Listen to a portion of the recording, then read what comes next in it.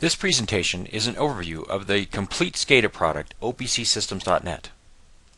In this presentation, we're going to show you where to download the product, where to begin in connecting up the data sources for opcsystems.net, and how to create applications using opcsystems.net for unlimited numbers of clients. From the website opcsystems.com, you can see you can purchase the full opcsystems.net suite, or you can purchase individual product features. Each one comes with free connectivity to OPC servers.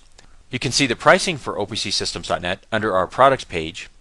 There you can see you can purchase the entire suite containing all 15 product features, or you can purchase individual product features, again each coming with free connectivity to OPC servers and free programmatic interface for OEM applications to automatically set up the systems. To download opcsystems.net, visit the Downloads page. There you'll see a link at the bottom to click here to download.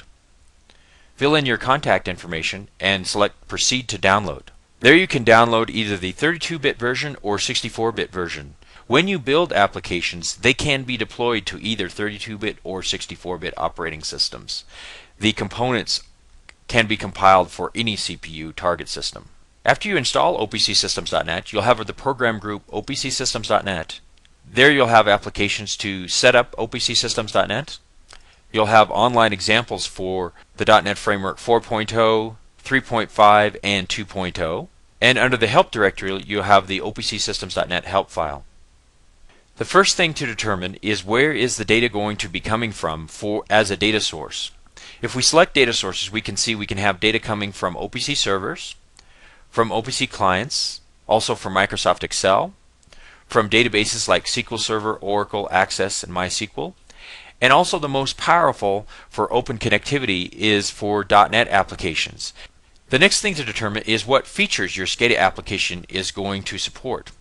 If you're going to be deploying an HMI application, you would choose either a standard Windows application, Windows Presentation Foundation application, a web application for smartphone and iPad applications, and Windows Mobile Pocket PC applications. Other product features that we might want to implement are real-time and historical trending. You can implement trending for both Windows and smartphones. If you need to support alarming, you can implement alarming for both real-time and historical views using the product feature opcyalarm.net for Windows and WPF applications, and the product feature opcwebalarm.net for smartphone and iPad applications. You can also log data with resolution down to 100 nanoseconds using the product feature opcdatabase.net.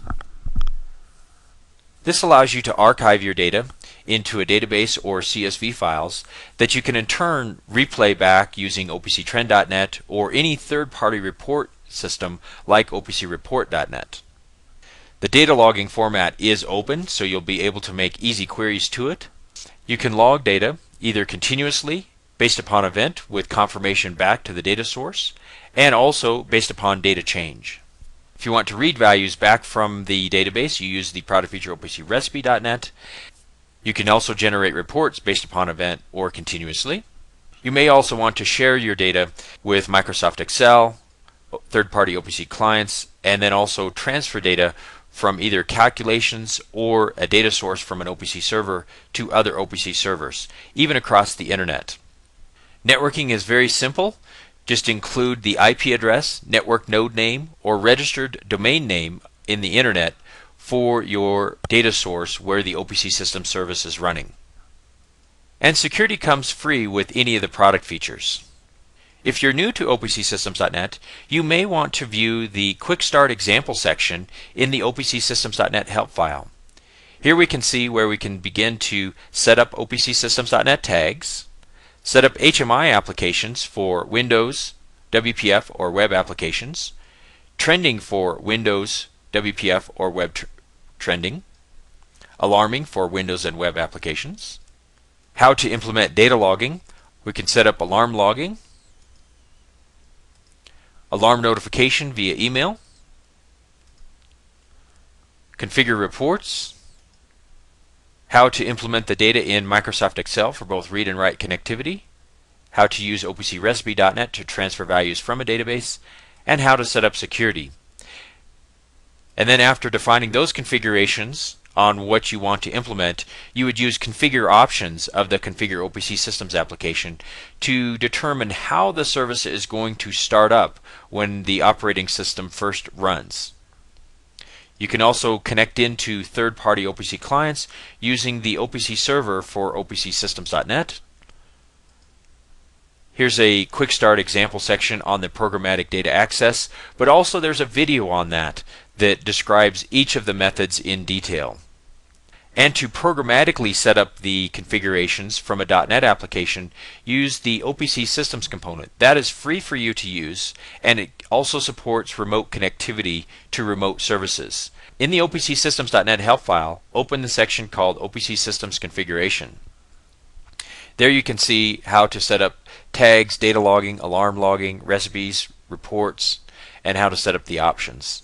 Another resource for training on opcsystems.net is our online training videos. Visit the training page at opcsystems.com. There you'll see a library of videos that you can watch on how to set up opcsystems.net.